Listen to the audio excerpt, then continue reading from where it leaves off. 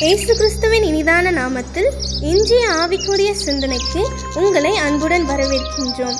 இப்போதும் ஒரு பாடலுக்கு பின்பு உங்கள் சிந்தையை தெளிவிக்கும் ஆவிக்குரிய செய்தியை கேட்கலாம்.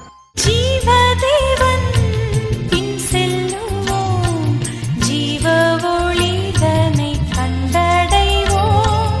ஜீவதேவன் பின் செல்லுவோம், ஜீவ ஒளிதனை கண்டடைவோம். மனதின் காரிருள் நீங்கிடவே மாசமாதானம் தங்கும். மனதின் காரிருள் நீங்கிடவே மாசமாதானம் தங்கும். கர்த்தரை நம்பியே ஜீவிப்போம், கவலை கஷ்டங்கள் தீர்ந்திடும். கைவிடா காத்திடும் பரமனின் கரங்களை நாம் பற்றிக் கொள்வோம். கைவிடா காத்திடும் பரமனின் கரங்களை நாம் பற்றிக் கொள்வோம். சமாதானக்காரனராகிய ஆண்டவராகிய இயேசுவின் இனிதான நாமத்தினால் உங்களை வாழ்த்துகிறேன். இந்த நாள் நம்முடைய ஆவிக்குரிய சிந்தனைக்காக எபேசியருக்கு எழுதின நிருபம் 2ஆம் அதிகாரம் 13ஆம் வசனத்திலிருந்து நான் வாசிக்கிறேன்.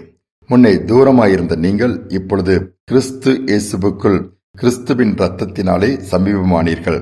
எப்படியெனில் அவரே நம்முடைய சமாதானக்காரனராகி இரு திறத்தாரையும் ஒன்றாக்கி பகையாகிய நின்ற பிரிவினையாகிய நடுச்சுவரை தகர்த்து சட்ட திட்டங்களாகிய நியாயப்பிரமாணத்தை தம்முடைய மாம்சத்தினாலே ஒழித்து இரு திறத்தாரையும் தமக்குள்ளாக ஒரே புதிய மனுஷனாக சிருஷ்டித்து இப்படி சமாதானம் பண்ணி பகையை சிலுவையினால் கொன்று அதனாலே இரு திறத்தாரையும் ஒரே சரீரமாக தேவனுக்கு ஒப்புரவாக்கினார். இயேசு பூமிக்கு வந்து செய்த மகத்தான காரியங்களில் சொல்லப்பட்டிருக்கிறது. இரு திறத்தாரை ஒன்றாக்கும்படியாய் தானே சமாதானக்காரனராய் மாறுகிறார். தனது இரத்தத்தை சிந்தி தூரமாயிருந்த நம்மை சமீபமாகி பிதாவோடு மீண்டுமாய் ஒரு ஐக்கியத்தை ஏற்படுத்துகிறார். இயேசு அந்த காரியங்களை செய்தபடியினாலே எல்லா சூழலையும் தலைகீழாக மாறி பிரிவினை ஏற்றத்தாழ்வு என்பது இல்லாமல் அந்த இடம் மாறுகிறது. பெரிய சமாதானம் உண்டாகிறது. கசப்புகள் மறைந்து விடுகிறது. அதோடு மட்டுமல்லாமல் ஈகோ அல்லது பெருமை இந்த காரியங்கள் இல்லாதபடி ஒருவர் மேன்மையாய் பார்க்கக்கூடிய ஒரு பாக்கியத்தை அங்கு ஏற்பட்டு விடுகிறது. ஆனால் இன்று அவைகள் எல்லாம் இருக்கிறதா? கொஞ்சம் யோசித்து பார்ப்போம் என்று சொன்னால் எங்கு பார்த்தாலும் ஏற்றத்தாழ்வுகள், வேறுபாடுகள், கசப்புகள், மன வருத்தங்கள், இன்னும் எவ்வளவோ தவறான வார்த்தைகள் மாற்றி மாற்றி ஒருவர் காயப்படுத்துகிற காரியங்கள். ஏன் 2 பேர் இருந்தாலே அங்கு சமாதானத்தை பார்க்க முடியவில்லை. இன்னும் அதிகமான பேர் வருகிற இடத்தில் எப்படி சமாதானம் இருக்க முடியும்? அப்படிப்பட்ட ஒரு பிரிவினைகள் தான் அதிகமாக இருக்கிறது. காரணம், அந்த இடத்துல இயேசுவுக்கென்று இடமில்லாமல் போய்விடுகிறது. இயேசுவை முன்பாக வைக்க யோசிக்கிறோம். எதை செய்தாலும் வேதம் சொல்கிறது அவருடைய மகிமைக்காக நாம் செய்ய வேண்டும், எப்பொழுதும் அவரை முன்பாக வைத்திருக்க வேண்டும் என்று சொல்லப்பட்டிருக்கிறது. அதை நாம் செய்கிறோமா என்றால் குறைவுதான். தேவைப்படும் பொழுது இயேசுவை தேடுகிறோம். வேதனை வரும்பொழுது இயேசுவை தேடுகிறோம். ஏதோ ஒரு நம்முடைய காரியத்திற்காக, சுயநலத்திற்காக தேடும் பொழுது காரியங்கள் வாய்க்காமல் வேறு மாதிரிதான் போய்விடுகிறது. இதனை விட்டுவிட்டு ஆண்டவருடைய சமூகத்தில இருந்து அல்லது ஆண்டவரை முன்பாக வைத்து ஒரு காரியத்தை ஆரம்பிப்போம் என்று சொன்னால் அங்கு சமாதானம் மட்டுமல்ல, ஜெயமும் இருக்கும். ஒரு அருமையான ஒரு சகோதரர் சொன்ன ஒரு காரியம், 2 பிரச்சனைக்குரிய காரியங்கள் வெகு நாட்களாய் கோர்ட்டிலே வழக்கு தொடர்ந்து போய்கொண்டிருக்கிறது. முடிவில்லாமல் இருக்கும்போது இரு தரத்தாரையும் கூப்பிட்டு எப்படியாவது அதை செட்டில் பண்ண வேண்டும் என்று சொன்னால் அது பிரச்சனை பெருகிக் கொண்டேதான் இருக்கிறது. என்ன செய்வதென்று தெரியவில்லை.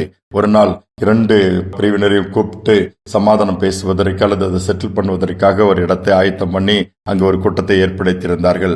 அப்பொழுது அந்த சைடுல இருக்கிறவரும் பெரிய அட்வொகேட்களை கூட்டிட்டு வந்தார்கள். இந்த சைடுல இருக்கிறவர்களும் பெரிய உயர் நீதிமன்ற அட்வொகேட் எல்லாம் அங்கும் இருக்கிறார்கள். இருக்கும்போது இந்த சகோதரனும் அதில் இருக்கிறார். இதை எப்படியாவது இன்னைக்கு முடிக்கணும், உங்களுக்கு ஒரு பாரம். ஆண்டவரே, நீங்க இதுல வழி நடத்துங்க. ஒருவருக்கொருவர் விட்டு கொடுக்கணும், ஒருவருக்கொருவர் மேன்மையா பார்க்கணும், தேவையில்லாத ஆர்குமெண்ட்ஸ் வரக்கூடாது, சுமூகமா இந்த பிரச்சனைக்கு இன்று முடிவு வர வேண்டும் என்று சொல்லி இவர் ஜெபித்து விட்டு அங்க போகிறார். அது ஒரு நல்ல ஒரு சிறிய அறை. அதில் உட்கார்ந்திருந்து அங்க பேச ஆரம்பிக்கலாம் சொல்லி எல்லாரும் வந்திருக்கும் பொழுது இந்த சகோதரனுக்குள்ள ஆவியானவர் தூண்டுகிறார். ஏன் நீ ஒரு ஜபித்து விட்டதை ஆரம்பிக்க சொல்லக்கூடாது. இவரோடு பெரிய சீனியர்ஸ் எல்லாம் அங்க இருக்கிறார்கள்.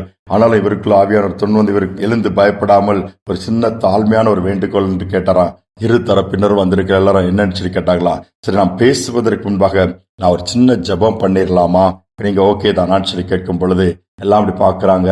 ஓகே, அதுல என்ன இருக்குது, நீங்க உஜபம் பண்ணலான்னதும் அந்த இடத்துல எந்தவித வெட்கப்படாம முழங்கால் படிட்டு இயேசுவே, பல நாட்கள் அந்த பிரச்சனை தொடர்ந்துட்டு இருக்குது, இது ஒரு முடிவே எட்ட முடியல, ஒருவருக்கு மனஸ்தாபங்கள் ஏற்பட்டுருச்சு, பிரச்சனைகள் வந்துருச்சு, பாதிப்புகள் வந்துருச்சு. இந்த இடத்துல நாங்க உண்மை அன்போடு கூட அழைக்கிறோம், நீ சமாதான காரணர் அல்லவா, சமாதானத்தை ஏற்படுத்தி இதற்கு ஒரு முடிவு கொண்டு வாங்கன்னு சொல்லி ஆண்டவருடைய பிரசன்னத்தை வாஞ்சித்து அவரை இந்த இடத்திற்கு வரும்படியே அன்போடு அழைத்து ஜெபித்து முடித்து விட்டு உட்காருகிறார். எல்லாம் பேச ஆரம்பிக்கிறார்கள். அவர்கள் நினைத்தால் இன்றைக்கு முடியாது, எத்தனை சிட்டிங் இருக்குதோன்னு தெரியாதுன்னு வந்தவர்கள் எல்லாம் உடனே ஒருத்தருக்கு ஒருத்தர் விட்டு கொடுத்தார்கள். அந்த அட்மாஸ்பியர் அப்படியே மாறி ஒருத்தருக்கு ஒருத்தர் மன்னித்து பழையவைகளை மறந்துடலாங்க, எல்லாத்தையும் விட்டுடலாங்க. நீங்க என்ன கேட்கீங்களோ அதை நாங்க பண்ணிருந்தோம், எங்களுக்கு நீங்க என்ன கொடுக்கணும் அதை நாங்க பெற்றுக்கொள்கிறோம் என்கிற அளவுக்கு அப்படிப்பட்ட பேச்சுவார்த்தை வந்து அவர்கள் நினைத்ததை காட்டிலும் மிகவும் குறுகிய நேரத்திலே எல்லாம் முடிந்து விட்டதாம். அந்த பிரச்சனை அன்றோடு முடிந்து ஒருத்தருக்கு ஒருத்தர் கை கொடுத்து எல்லாம் வாழ்த்தி விட்டு முறிவை கடந்து சென்று விட்டார்களாம். யோசித்து பாருங்கள், இதுதான் ஆண்டவருடைய செயல். அநேக இடத்தில் சமாதானம் இல்லை. ஏன் சமாதான காரணர் அங்கு இல்லை, அதனால்தான் சமாதானம் இல்லை. குடும்பங்கள் எல்லாம் இன்னைக்கு பாதிக்கப்படுவது அதனால்தான். இன்று நம்ம இந்த சமாதான காரணரை நம்முடைய குடும்ப வாழ்க்கையில, தனிப்பட்ட வாழ்க்கையில, சமுதாயத்துல எல்லா இடங்கள்ல அனுமதிப்போம். நிச்சயமாகவே ஆச்சரியமான காரியங்கள் நடக்கும். ஜெபிப்போம். மங்களான்பின் தகப்பனே, புதிய நாளை காணும்படியான பாக்கியத்தை கொடுத்திருக்கிறீங்க. இந்த நாளிலும் சமாதான காரணராகி உண்மை நாங்கள் அன்போடு கூட எங்கள் வாழ்க்கையில எல்லா பகுதியையும் நீர் ஆட்கொண்டு ஆளுகை செய்து நடத்தும்படியா நாங்கள் விட்டுக் கொடுக்கிறோம். அப்பா, நீர் இல்லாவிட்டால் ஒன்றுமே இல்லை. சமாதானம் இல்லைன்னா அங்கு எல்லாவித சங்கடங்கள், பாடுகள், வேதனைகள் வர ஆரம்பித்து விடும். அவைகள் வேண்டாமாப்பா, நீர் போதும். நீரே கூட இருந்ததை கேட்கிற பிள்ளைகள் ஒரு சமாதானத்தை இழந்திருக்கலாம், சந்தோஷத்தை இழந்திருக்கலாம், சரீரங்கள் பாதிக்கப்பட்டிருக்கலாம், மனஸ்தாபத்தோடு வாழ்ந்து கொண்டிருக்கலாம், கசப்புகளை வைத்து பழிவாங்கலா துடித்துக் கொண்டிருந்தாலும் கூட அவைகள் எல்லாவற்றையும் மாற்றி போட்டு பரலோகத்தின் தேவன் பரலோக சமாதானத்தினால், சந்தோஷத்தினால் நிறைத்து இந்த நாள் முழுவதும் நீர் போதுமானவராக நடத்துவீராக. துதிகனமை ஏற்றுக்கொள்ளும் இயேசுவின் நாமத்தில் பிதாவே, ஆமேன், ஆமேன். சமாதான காரணர் நம்மோடு கூட இருப்பார் என்று சொன்னால் சகலமும் சமாதானமாகவே இருக்கும், சமாதானமாகவே முடியும். இந்த சிந்தனையோடு நாளை தொடருவோம். மீண்டுமாய் நாளை தினம் சந்திப்போம். சமாதான காரணர் நீங்க தானே, சர்வ வல்லவரும் நீங்க தானே. சமாதான காரணர் நீங்க தானே, சர்வ வல்லவரும் நீங்க தானே. ஏசு நீங்க இருக்கையில நாங்க சோர்ந்து போவதில்லை. ஏசு நீங்க இருக்கையில நாங்க சோர்ந்து போவதில்லை.